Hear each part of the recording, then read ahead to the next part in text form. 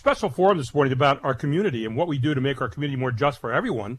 And what are the issues that people are talking about? You know, it's very easy to dismiss that and say, well, that's not my point of view, therefore it's wrong. That's not the way I think mature people in the room want to look at it. If there are protests, you want to say, well, what's happening in places where maybe I don't live, right? We're with Pastor Bill Kearney this morning, who is the president of the Black Ministers Association, Aaron Anderson, who is the CEO of Logos Academy, and you, 1-800-357-0910. Your chance to ask questions this morning of both Pastor Kearney and also Aaron Anderson.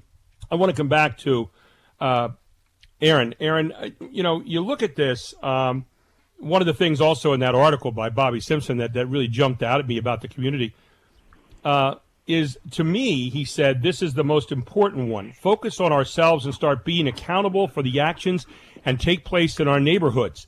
Focus on improving our living conditions in the city by providing safe and affordable housing. How do we and our community hold each other accountable for the safety and cleanliness and the behaviors that are taking place in our own communities and neighborhoods? We have to stop blaming others. That is getting old. If things are going to improve, it is up to each and every one of us. This idea of blaming each other in society and the idea of shaming and the guilting of people and so forth, instead of going after, and the idea of symbolism many times, standing by itself as a solution, they don't seem to be working at all. How do we get by that and get back to the idea of being accountable to one another and to ourselves? Yeah, that's a great question. And, you know, Bobby Simpson has lived that out in terms of what he's done at Crispus Attucks. And he's, you know, you listen to Bobby, he's going to talk about accountability. The other thing though, I think we can look at and see what Bobby Simpson has done is Bobby has gotten people to the table who had resources, right? And he's a community builder. And so while Bobby has you know, in terms of building his own organization and building it, he's done that by building a strong coalition that included a lot of people throughout York County. And so, I mean, it's one thing to call for accountability, but there's also accountability in terms of saying, like, York County, I believe, Gary, is a place that doesn't lack resources. It just often lacks vision and the willingness for us to sit together and to work together to create new creative solutions that benefit everybody. And I think that's one of the things we can look at Bobby and see, like, well, that's one of the things about him. You look at the economic investment that's happened in and around Crispus Attucks in their neighborhood. It's substantial because Bobby's a community builder. Let me come back to Pastor Bill Kearney. Pastor Bill, you talked about the conversations you have with police on a regular basis. What would you say are the things that have come out of that? You know, we hear so many times in our country people say, well, we're having this dialogue, we're having these conversations, and people say, yeah. But what's coming out of those? What are the end results? What are the things that you're seeing? And what are the areas that are still there that kind of let our communities wanting a bit or even a lot? Your thoughts? Yes, that's a good question, Gary. And let me respond this way. Again, about our partnership, we just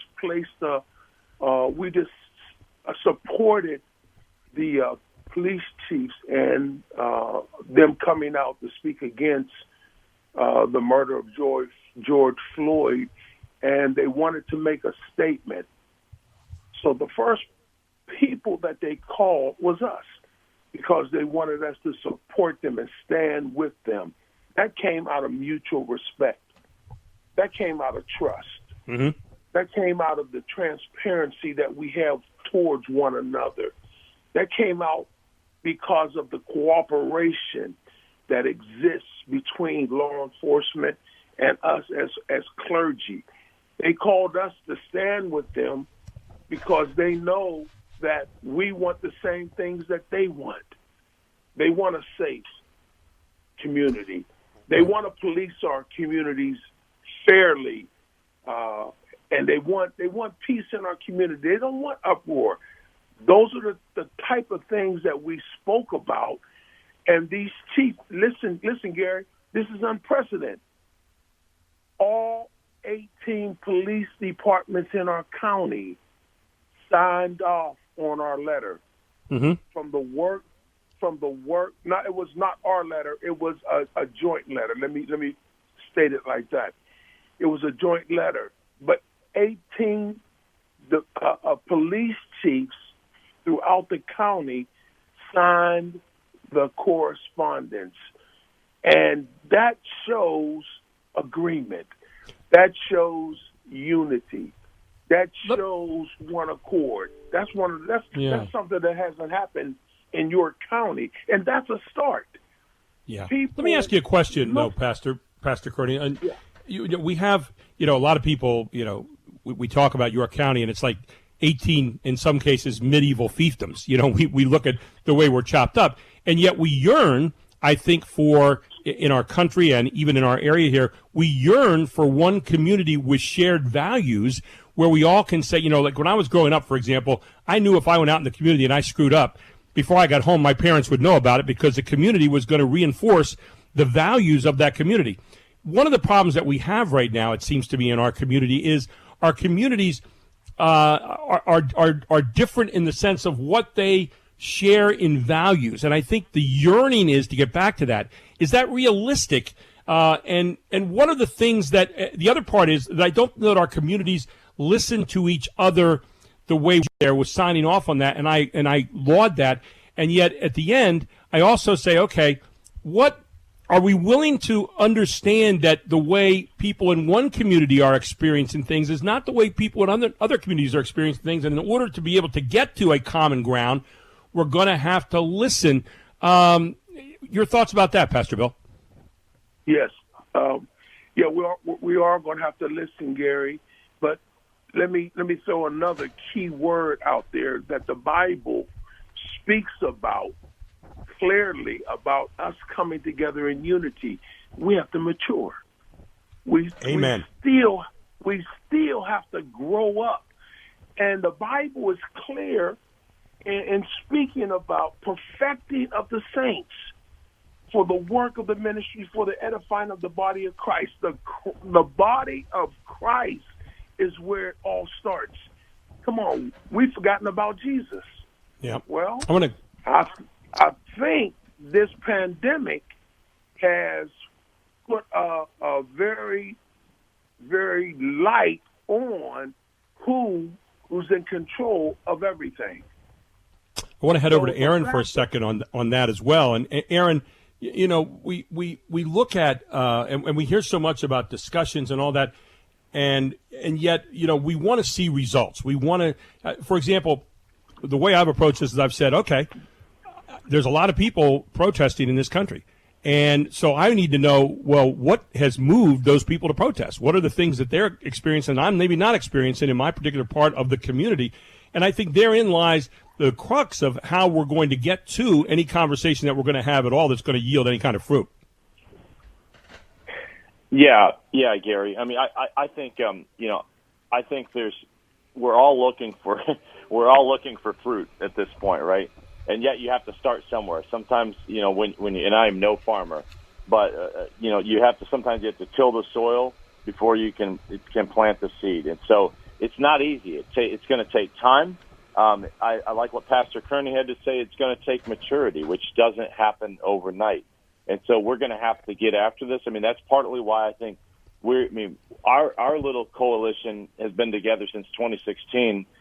It's still very young, but now we're starting to see like some good growth that's coming out of it. I mean, I think that's the thing that I would encourage all of us toward is just like, let's not sit back and throw stones at each other and not listen to each other. It's going to take some time. Like, we've got to be engaged in discussion, and I have to listen to the perspective of other people who are different from me. Look, I'm a white middle class CEO in York County. I have to recognize my experience is very different than other people's experience, especially my brothers and sisters of color. And so I need to listen to them and hear them, and not just simply reject every time they say, this happened, to politicize it, to diminish it, somehow. I need to hear their perspective. Or that's not my experience, therefore that can't be yours, and that must somehow be wrong. Going through how to make our community better, and we're searching for those ways every day with a long form this morning here in our final hour. 1-800-357-0910. I want to come back to Pastor Bill Kearney. And Pastor Bill, I think the most important point that you made this morning, I think it's the one we can build on, maturity in terms of our discussion. We see a lot of people who are pandering right now which is the sad part about this. Politicians particularly run out there and they want to put props out and go through all the symbolism, and they want to pander to people, and people are going to, stop showing movies and tear down, take statues away and stuff. That's all fine in and of itself, I suppose, but it's not really solving the problem. And what we're talking about here is solving the problem. What you're doing with your meetings with the police associations are solving the problems, trying to get to solving. So it's important in that maturity to have the adults take over the room again, as opposed to emotion governing the scene, isn't it? Well, Gary, let me go back to your statement about you mentioned about tearing down statues.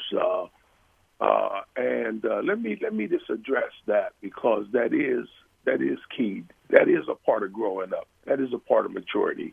Those symbolize those statues and those things, in my opinion, those things symbolize depression. Those things symbolize oppression. Those things symbolize how people have been oppressed during for centuries.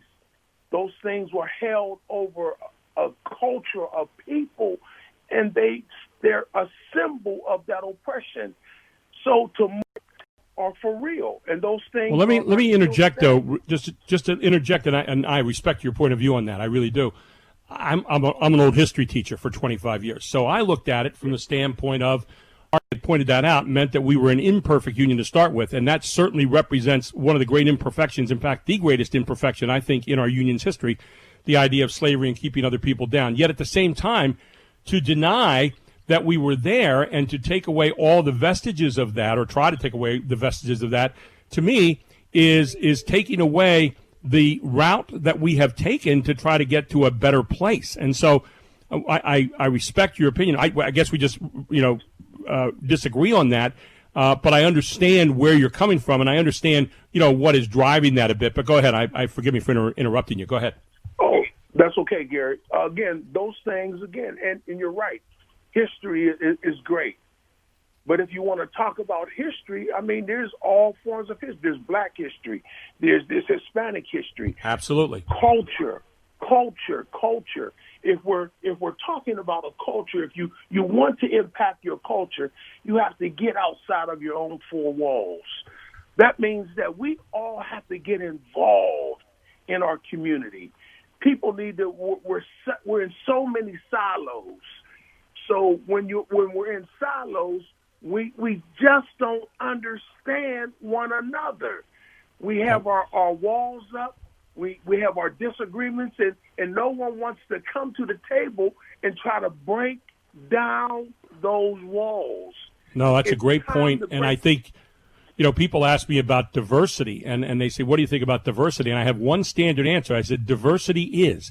We are all different for a number of reasons, but the key to our country is diversity blended into unity and breaking down those silo walls, which I think you so aptly described there, and getting to a point where we blend that together into a community that we're talking about here this morning. Final thoughts for you. Yes, that's key. We need to come together and have that crucial conversations that are necessary with those that we don't normally talk to. Yep. Those are, and those conversations are hard sometimes. Well, I'm an old coach from 41 years of basketball, and one of the rules for my kids that I always used to hold for them when I coached and taught, Pastor Bill, was say hi to 10 people a day that you normally would not say hi to, and find out something about them. That's a great starting point. So for people out there, say hi to 10 people today you normally might not say hi to, and especially people who are time, Pastor Bill. Aaron, where do we go from here? I mean, where's the next step? I mean, we hear about talking all the time, and people get, fatigued about that, and yet it's an important part. But the talking and the listening is the important part of all this. Where do we go from here? About a minute left. Sure. Yeah, I think what we're seeing, even like right here in this conversation, is part of the starting place, Gary. I think you take an issue, and obviously the issue about statues and it can be a Sure. heated one, but it's going to take two people who are sitting on opposite sides of an issue to sit down and listen to each other. And to say, it's hard. It's hard when we come into these conversations, but to say, like, I'm going to go into a conversation with some humility, and I'm going to allow my perspective to be open, and I'm going to actually see. Here's one of the beauties I believe about our Christian theology is, like, I can come into something and say I might be wrong, and actually there are things about me. We believe in original sin, right? There might be some sinful thinking in my own mind that I need my brothers and sisters to correct. And I think that's one of the places, humility and listening. Well, and to be able to come back, the greatest respect for Pastor Bill, and that we may have different positions, but the point is that we have different positions right now, and if we're willing to say, okay, there's a possibility, Pastor Bill might be totally right on the statue thing, I might be totally wrong. I'm just offering my perspective as a person who taught history, not a person who doesn't want to know what somebody else is thinking, and I think he feels pretty much the same way. Pastor Bill, Aaron, thank you for joining us this morning. I appreciate the time, and I hope we can continue to build on this particular foundation, because I think that's where our nation needs to go if we truly want to get back to one community here in this country. Thank you both very much.